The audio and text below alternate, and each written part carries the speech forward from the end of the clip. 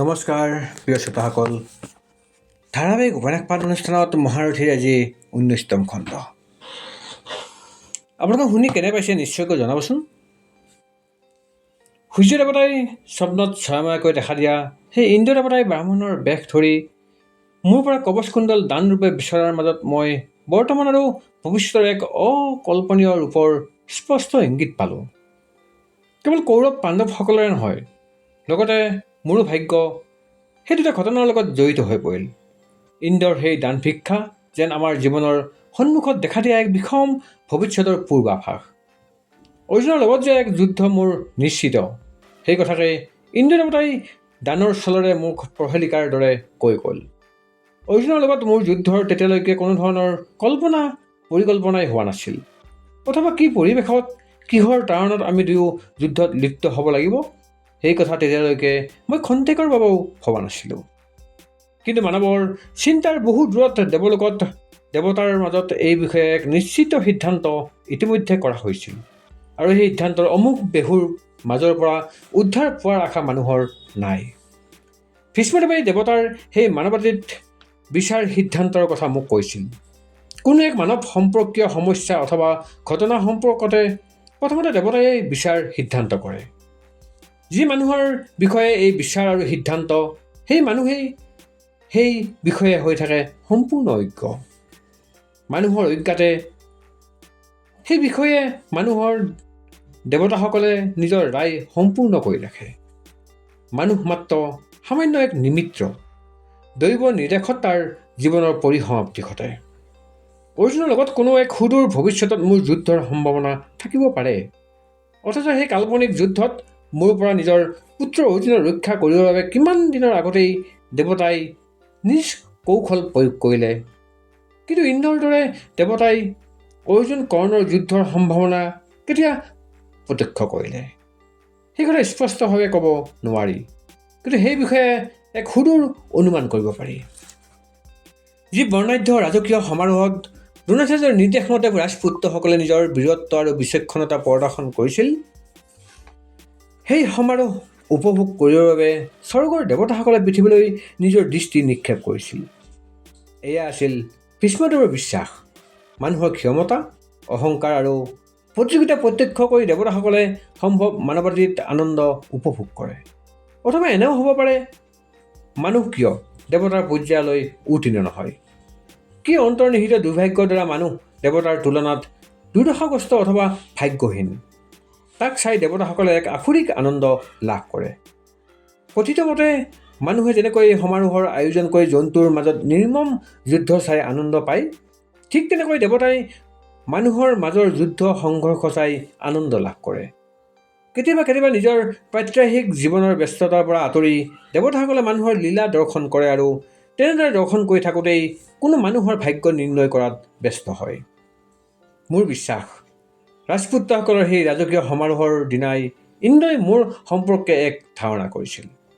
পৰশুৰামৰ অস্ত্ৰবিদ্যা শিক্ষাৰে বলীয়ান মই তেতিয়া কুৰু পাণ্ডৱ ৰাজপুত্ৰসকলক অস্ত্ৰ প্ৰতিযোগিতাত পৰাজিত কৰিবলৈ মই মহাৰথীৰ দৰে প্ৰস্তুত। ভাবিছিলোঁ সমগ্ৰ পৃথিৱী মোৰ আয়ত্তত। যৌৱনৰ অহংকাৰত মই তেতিয়া আত্মহাৰা। মই তেতিয়া তাৰুণ্যৰ প্ৰাণ চঞ্চলৰে মহীয়ান। সেই বয়সতে মই অংগৰাজ্যৰ ৰজা, সৰ্বাংগ সুন্দৰী, স্বামী সৱস্যা যুৱতী পদ্মা মোৰ পত্নী। মোৰ সমগ্ৰ ৰাজ্য ক্ষমতা, সমতা, ন্যায় বিচাৰ আৰু সুখ স্বাচ্ছন্দ্যৰে শাসন কৰিবলৈ মই প্ৰতিশ্ৰুতিবদ্ধ। সেই চিন্তাত মই আছিলোঁ বিভোল। এনেতে দুৰ্যোধনৰ প্ৰৱেশ। সদা চঞ্চল, ৰাজসন্মান আৰু আত্মগৌৰৱেৰে মহা অহংকাৰী দুৰ্যোধনক মই প্ৰথমবাৰৰ বাবে মই চিন্তাশীল দেখিলোঁ।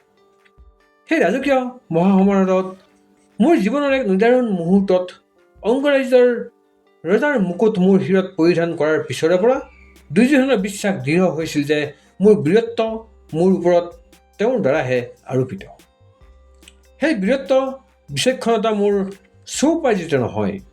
মই সংকল্পবদ্ধ হৈছিলোঁ, এদিন যথাসময়ত দুৰ্যোধনৰ সেই ভুল মই শুধৰাই দিম। মই প্ৰমাণ কৰিম, আনৰ আৰোপিত মহত্বৰে মই মহীয়ান নহওঁ। মোৰ মহত্বৰ গৰাকী অথবা স্ৰষ্টা মই নিজেই। দুৰ্যোধনে ক'লে, মোৰ স্বপ্ন ধূলিসাৎ হোৱাৰ উপক্ৰম হৈছে। শৈশৱৰ পৰা কেৱল মোৰ এক স্বপ্ন আৰু এক ধ্যান আছিল হস্তিনাপুৰৰ যুৱৰাজৰ আসনত উপবিষ্ট হোৱাই নহয়, হস্তিনাপুৰৰ সিংহাসন এদিন অধিকাৰ কৰা। তাৰ বাবে মোৰ যোগ্যতা আৰু অধিকাৰ চাৰিওদিশে স্বীকৃত। কিন্তু দুৰ্যোধনে চকুৰা যিমান পাৰি সিমান বহল কৰি মোলৈ চালে। কিন্তু পিতা ধৃতৰাষ্ট্ৰ যুধিষ্ঠিৰৰ প্ৰতি অতি সদয় সহানুভূতিশীল। তেওঁৰ মতে যুধিষ্ঠিৰ হেনো সকলো ন্যায়, প্ৰীতি, উদাৰতা আৰু সদাচৰণৰ মূৰ্ত প্ৰতীক। আৰু মাতৃ গান্ধাৰীয়ে যুধিষ্ঠিৰকহে নিজৰ জ্যেষ্ঠ পুত্ৰ বুলি জ্ঞান কৰে। তেওঁ মোক বাৰে বাৰে এই কথাই কয় যে চকুৰে তেওঁ দেখা নাপালেও মনৰ চকুৰে আগত তেওঁ সকলো ৰাজ সন্তানক দেখিবলৈ পায়। প্ৰত্যেকটো সন্তানৰ চৰিত্ৰ, বিচাৰ, বুদ্ধি, কৰ্ম, বিচক্ষণতা তেওঁ স্পষ্টভাৱে দেখিবলৈ পায়। তেওঁৰ সিদ্ধান্ত হ'ল যুধিষ্ঠিৰ কেৱল হস্তিনাপুৰৰেই নহয়, যুধিষ্ঠিৰ কেৱল ভাৰতবৰ্ষৰেই নহয়, যুধিষ্ঠিৰ সমগ্ৰ পৃথিৱীৰ সৰ্বশ্ৰেষ্ঠ যুৱক। মোৰ মাতৃয়ে কেৱল সেইখিনি কথা কৈ ক্ষান্ত নাথাকে, তেওঁ তাতকৈও ভীষণতৰ কথা মোক শুনায়। তেওঁ মোক কয়, যুধিষ্ঠিৰ তেওঁৰ গৰ্ভত জন্ম হোৱাহেঁতেন তেওঁ হেনো পৃথিৱীৰ সৰ্বশ্ৰেষ্ঠ মাতৃৰ গৌৰৱেৰে গৌৰৱান্বিত হ'লহেঁতেন। মই যেতিয়া প্ৰচণ্ড খঙত উচ্চ স্বৰে তেওঁৰ কথাৰ প্ৰতিবাদ কৰোঁ, তেতিয়া মোক তেওঁ যুধিষ্ঠিৰৰ সংহত আৰু কোমল কণ্ঠস্বৰ আয়ত্ত কৰিবলৈ উপদেশ দিয়ে। দুৰ্যোধনৰ কণ্ঠস্বৰ কৰুণ হৈছিল। কেৱল সেয়াই নহয়, মোৰ জন্মদাত্ৰী মাতৃয়ে এবাৰ নহয়, দুবাৰ নহয়, সংখ্যাহীন বাৰ আজিলৈকে মোক সোঁৱৰাই আছে যে মই হেনো জন্ম মুহূৰ্তত হাজাৰ উল্কা পিণ্ড মহাকাশৰ পৰা ধৰণীলৈ খহি পৰিছিল। হাজাৰ হাজাৰ চিগালে হেনো ইফালে সিফালে চাৰিওফালে আৰ্তনাদ কৰিছিল। অজস্ৰ হাতীয়ে হেনো উন্মাদ হৈ ৰাজ্যৰ দিশে দিশে থাপলি মাৰিছিল। আমাৰ যে সেই বৃদ্ধ বিদুৰ, দাসীৰ গৰ্ভত যাৰ জন্ম হৈছিল, এদিন যি মহাজ্ঞানী হিচাপে প্ৰখ্যাত, তেওঁ হেনো চাৰিওফালে প্ৰকৃতিৰ তেনে মহা কোলাহল দেখি জন্ম মুহূৰ্ততে মোক নিঃশেষ কৰিবৰ বাবে পিতামাতাক নিৰ্দেশ দিছিল। আৰু তেওঁ হেনো ভৱিষ্যবাণী কৰিছিল, মই এদিন হস্তিনাপুৰলৈ মহা বিপৰ্যয় কঢ়িয়াই আনিম। আৰু তাতকৈ অদ্ভুত কথা কি জানা তুমি কৰ্ণ? মোৰ দুৰ্যোধন নামো হেনো ৰাখিছিল বিদুৰেই। দুৰ্যোধনৰ হেনো অৰ্থ হ'ল দুৰ্যোগ, দুৰ্দিন অথবা দুঃসময়। যদি সেয়ে সত্য হয়, তেনেহ'লে মই সঁচাকৈয়ে দুৰ্যোগৰ সৃষ্টি কৰিম। আৰু কি জানা, সেই বৃদ্ধ বিদুৰৰ ওপৰত মই প্ৰতিশোধ ল'ম। কেৱল তেওঁৰ বিৰুদ্ধেই নহয়, মোৰ স্বপ্ন ধূলিসাৎ কৰিবলৈ ওলোৱা মোৰ যি প্ৰাপ্য, তাৰ সন্মুখত হাজাৰ প্ৰতিবন্ধকৰ সৃষ্টি কৰা সকলোৰে ওপৰত মই প্ৰতিশোধ ল'ম। তোমাৰ পিতা আৰু মাতাৰ বিৰুদ্ধেও ল'ম যদি প্ৰয়োজন হয়। কিন্তু কোনেও মোক হস্তিনাপুৰৰ সিংহাসনৰ পৰা বঞ্চিত কৰিব নোৱাৰিব। দুৰ্যোধনৰ তেনে ভয়ংকৰ কথা শুনি মই ভয়ে খাই খালোঁ, তবতো মানিলোঁ। মই তেওঁৰ চৰিত্ৰ আৰু মনৰ সম্পূৰ্ণ শেষ পৰ্যন্ত দেখা পাইছিলোঁ। মানুহৰ যেতিয়া সকলো স্বাভাৱিক গুণৰাশি অতিক্ৰমি কেৱল অহংকাৰেই হৈ পৰে যথাসৰ্বস্ব, তেতিয়া মানুহে দুৰ্যোধনৰ দৰে সদায় ব্যৱহাৰ কৰিব। মই লক্ষ্য কৰিছিলোঁ, দুৰ্যোধনৰ সমগ্ৰ চৰিত্ৰ আৰু বিচাৰ বুদ্ধিতে পাণ্ডু পুত্ৰসকলৰ বিৰুদ্ধে সেই শৈশৱৰ পৰা ঘৃণা আৰু বিদ্বেষ পুঞ্জিত হৈ আছিল। প্ৰত্যেকটো কথাতে যুধিষ্ঠিৰ, অৰ্জুন আদিক তেওঁ শত্ৰু জ্ঞান কৰিছিল। দ্ৰোণাচাৰ্যৰ নিৰ্দেশত যুধিষ্ঠিৰ, অৰ্জুনে যেতিয়া বিদ্যাৰ্থীৰ চূড়ান্ত একগ্ৰতা আৰু ধৈৰ্যৰে অস্ত্ৰবিদ্যা প্ৰশিক্ষণত বাৰে বাৰে কৃতকাৰ্য হৈছিল, তেতিয়া দুৰ্যোধনে তেওঁলোকৰ প্ৰতি গুৰু দ্ৰোণ পক্ষপাতী বুলি তুমুল হুলস্থুলৰ সৃষ্টি কৰিছিল। সেই ক্ষেত্ৰত মোৰ প্ৰকৃত স্থিতি সম্পৰ্কে দ্বিধাহীনভাৱে মই ক'ব খুজিছোঁ, সন্দেহ নাই, যুধিষ্ঠিৰ ভীম, অৰ্জুনৰ মাতৃৰ দ্বাৰা মই বিসৰ্জিত আৰু পৰিত্যক্ত। কুন্তীদেৱী সদয় হোৱাহেঁতেন অথবা দেৱতাৰ আশীৰ্বাদ মোৰ শিৰত বাৰে বাৰে বৰ্ষিত হোৱাহেঁতেন, মোৰো জীৱনাধ্যায় বেলেগ সুৰেৰে আজি লিপিবদ্ধ হ'লহেঁতেন। তথাপি তাত্ত্বিক আৰু গুণগত বিচাৰত যুধিষ্ঠিৰ আৰু অৰ্জুন দুৰ্যোধনতকৈ মোৰ বেছি আত্মীয়। তেওঁলোক দুয়োৰে অসাধাৰণ মননশীলতা, কৰ্তব্যবোধ আৰু প্ৰতিশ্ৰুতিবদ্ধতাই মোক বাৰে বাৰে বিমুগ্ধ কৰে। দায়িত্ববোধ আৰু দায়িত্ব পালন, প্ৰতিশ্ৰুতি পালন আৰু বিশ্বাসযোগ্যতা যে কি ঐশ্বৰিক মহিমাৰে ঐশ্বৰ্যশালী, তাক যুধিষ্ঠিৰ আৰু অৰ্জুনক অতি কাষৰ পৰা নেদেখিলে তেওঁলোকৰ কৰ্ম বিন্যাস হৃদয়ঙ্গম নকৰিলে কোনেও অনুভৱ কৰিব নোৱাৰে। ভাগ্যৰ অমোঘ প্ৰভাৱত সেই যুধিষ্ঠিৰ আৰু অৰ্জুন হ'ল মোৰ পৰা বিচ্ছিন্ন, আৰু সেই দুৰ্যোধন যাৰ জন্ম মুহূৰ্তত চিগালৰ আৰ্তনাৰে পৃথিৱী কৰিছিল কোলাহল, সেই দুৰ্যোধনে হ'ল মোৰ আপোন। দুৰ্যোধনে ক'লে, মই মামা শকুনিৰ লগত কেইবাদিন ধৰি এই সম্পৰ্কে আলোচনা কৰিছোঁ। তুমি জানা, তোমাৰ বিনা সাহায্যৰে, তোমাৰ প্ৰখৰ চিন্তা বুদ্ধিৰ সহায় নোহোৱাকৈ মোৰ স্বপ্ন ৰূপায়িত হোৱাৰ আশা নাই। সেই শকুনিৰ কথা, ভাগ্যই যে কেতিয়া কাক নিকটাত্মীয় কৰে আৰু কেতিয়া কাক শত্ৰু হিচাপে থিয় কৰায়। শকুনিৰ কথা শুনিলে মোৰ সমগ্ৰ শৰীৰ ৰক্ত যেন মুখমণ্ডলত পুঞ্জিত হয়হি। সেইজন লোকৰ স্পৰ্শ, সেইজনৰ ছাপ পৰ্যন্ত মোৰ বাবে হৈ পৰে বিষাক্ত, কলুষিত। সম্ৰাট ধৃতৰাষ্ট্ৰ যি জন্মান্ধ, ভাতৃ পাণ্ডুৰ কৰুণ মৃত্যুৰ পিছত তেওঁৰ পুত্ৰসকলক পালন কৰিবৰ বাবে যি অংগীকাৰবদ্ধ, সেই ধৃতৰাষ্ট্ৰৰ মন যিমান পাৰি সিমান কটু কথাৰে বিষাক্ত কৰিবৰ বাবে সেই শকুনিৰ কৌশলৰ সীমা নাছিল।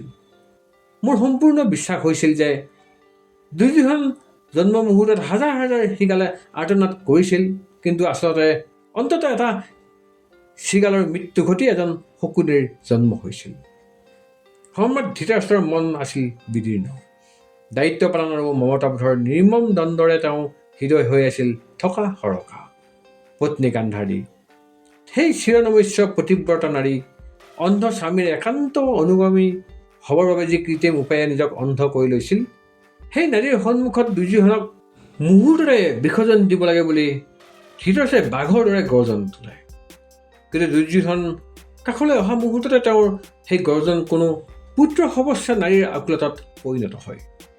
সিংহাসন আৰু পুত্ৰ, দায়িত্ববোধ আৰু পুত্ৰ স্নেহৰ চিৰন্তন দ্বন্দ্বত তেওঁ চিৰাকান্ত।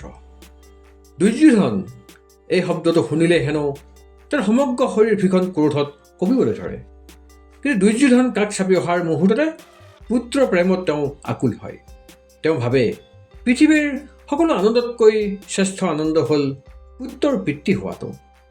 দেৱতাসকলৰো হেনো একমাত্ৰ অনুতাপ পিতৃ ভাগ্যৰ পৰা বঞ্চিত হোৱাটো। কুকিলৰ সুমধুৰ গীতৰ সন্মুখত কাউৰীয়ে নিজৰ চিঞৰাৰ অধিকাৰ সাব্যস্ত কৰাৰ দৰে পুত্ৰৰ দূৰদৰ্শনী হ'লেও, দুৰ্মুখ হ'লেও সেই পুত্ৰৰ তুলনা আৰু বিকল্প নাই। এয়ে হ'ল ধৃতৰাষ্ট্ৰৰ ধাৰণা। মই শুনিবলৈ পাইছিলোঁ, এদিন গান্ধাৰীয়ে নিজৰ ভাতৃ শকুনিক হস্তিনাপুৰৰ ৰাজ কাৰেঙৰ পৰা বাহিৰ হ'বলৈ নিৰ্দেশ দিছিল। প্ৰিয় শ্ৰোতাসকল, মহাৰথীৰ ৰাজি আছিল 19তম খণ্ড। ধন্যবাদ।